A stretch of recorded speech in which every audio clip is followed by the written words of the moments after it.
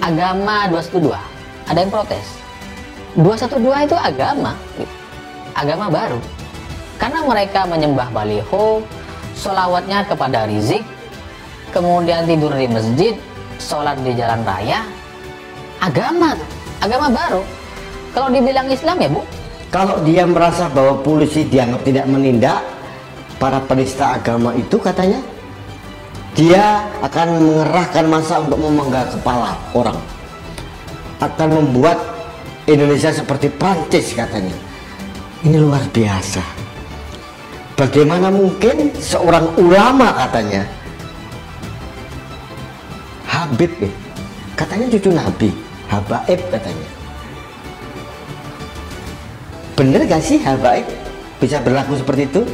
Saya tidak tahu nih, apakah reuni kadrun ini akan diizinkan oleh negara, oleh pemerintah atau tidak, karena saya kira kan situasinya masih belum bebas betul ya, masih belum bebas benar terkait dengan masih pandemi level 1 atau level 2 itu nggak tahu tuh. Kalau mudah-mudahan nanti pada saatnya itu dinaikkan lagi jadi level 3 atau 4 gitu jadi kadrun-kadrunnya nggak bisa reuni gitu.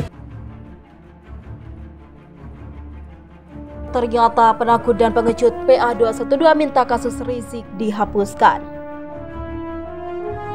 Sepengetahuan saya, orang yang berjuang membela kebenaran dan menyatakan kebenaran tidak akan mundur selangkah pun menghadapi rintangan yang ada. Dia akan tetap berdiri kokoh sekalipun tidak ada orang yang mendengarnya dan seluruh dunia memusuhinya. Bahkan bagi pembela kebenaran, dikorbankan demi kebenaran adalah jalan mulia. Sayang, di Indonesia ini jarang kita menemukan orang-orang seperti itu pasca kemerdekaan. Nyatanya, kelompok atau orang yang merasa diri benar tidak pernah salah dan selalu merasa terzolimi justru lari terbirit-birit. Hanya menghadapi kasus hukum, lalu teriak dizolimi, teriak dicekal, teriak sok paling pintar, padahal pengecut dan penakut. Siapakah itu? Saya tidak akan sungkan mengatakan bahwa kelompok itu adalah PA212 dan orang itu adalah Rizik Syihab. Saya menilai mereka seperti itu berdasarkan tanggapan kuasa hukum Imam Besar FPI Habib Rizik Syihab Damai Hari Lubis terhadap ajakan damai dari staf khusus Presiden Ali Mohtar Ngabalin seperti berikut.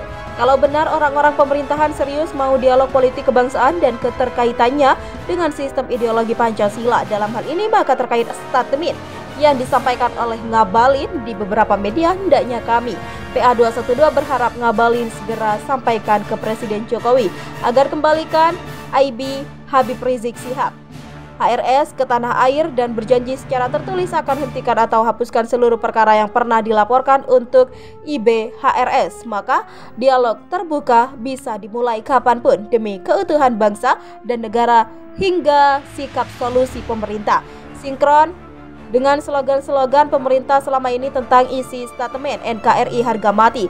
Kuasa hukum Imam Besar FPI Habib Rizik Syihab Damai Hari Lubis PA212 mengajutkan dua syarat kepada pemerintah agar mereka mau diajak berdialog, yaitu pemulangan Rizik dan penghapusan kasus hukum Rizik. Kedua syarat ini sama-sama tidak masuk akal sama sekali dan kalau dikabulkan pun akan lebih banyak presiden buruk daripada kebaikannya. Jika pemerintah berniat baik berusaha mengulangkan Rizik ke tanah air, anggaplah berhasil, tetapi pemulangan itu justru akan mengonfirmasi bahwa pemerintahan yang meminta Rizik dicekal sesuai dengan provokasi Rizik dan antek-anteknya selama ini, padahal Rizik sendiri yang bodoh tidak tahu visanya sudah habis. Akibatnya pemerintah akan semakin terpojok, provokasi kriminalisasi ulama akan semakin gencar. Secara tidak langsung dengan mengabulkan pemulangan Rizik, pemerintah sedang membunuh dirinya sendiri. Jika pemerintah menghentikan atau menghapuskan kasus Rizik, maka pemerintah akan semakin terjepit. Bahkan mungkin akan kehilangan kekuatannya. Pemerintah akan dituduh oleh kalangan umat PA212 memang mengkriminalisasi ulama. Jangankan ada konfirmasi, tidak ada konfirmasi saja mereka membuat konfirmasinya sendiri. Belum lagi konsekuensinya kepada orang tahu atau kelompok yang melaporkan Rizik bisa bahaya. Orang atau kelompok itu akan dapat dengan mudah dituduh sebagai pengancam para ulama. Biasanya mereka seperti itu. Kekuatan hukum pun akan semakin lemah sebab bisa dengan mudah dipermainkan pemerintah. Yang menentukan seseorang lantas dihukum atau tidak bukan lagi hukum, melainkan pemerintah, padahal pemerintah tidak punya kewenangan menentukan suatu kasus dihentikan atau dihapuskan. Sebenarnya mereka tidak sedang ingin berdialog, melainkan sengaja mau melebarkan jarak terhadap pemerintah, sekaligus menyudutkannya bagaikan buah si malakama. Syarat dipenuhi maka pemerintah akan semakin terpojok, syarat tidak dipenuhi maka pemerintah akan tetap dipojokkan. Jadi sama saja posisi pemerintah. Saya sendiri tidak yakin pemerintah akan mengabulkan syarat dari PA 212. Pemerintah pasti sudah memperhitungkan konsekuensi yang akan terjadi. Mereka tidak akan mau masuk dalam perangkap busuk PA 212. PA 212 ini terlalu banyak bicara juga. Soalnya mereka punya pengaruh di negeri ini, mungkin mereka punya kemampuan menciptakan kegaduhan. Tapi ya kok bangga. Mereka juga tidak punya kekuasaan politik, baik legislatif, yudikatif maupun eksekutif. Tetapi sok merasa punya kuasa, jangankan pakai syarat, tanpa syarat apapun, sepertinya pemerintah tidak akan membuka dialog dengan kelompok itu, apalagi ke provokator seperti Rizik. Tapi tidak apalah, semakin hari semakin kelihatan wujud aslinya.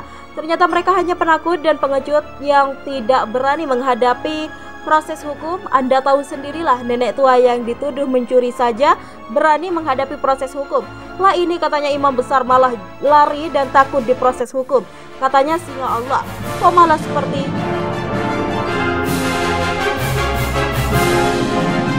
demikian.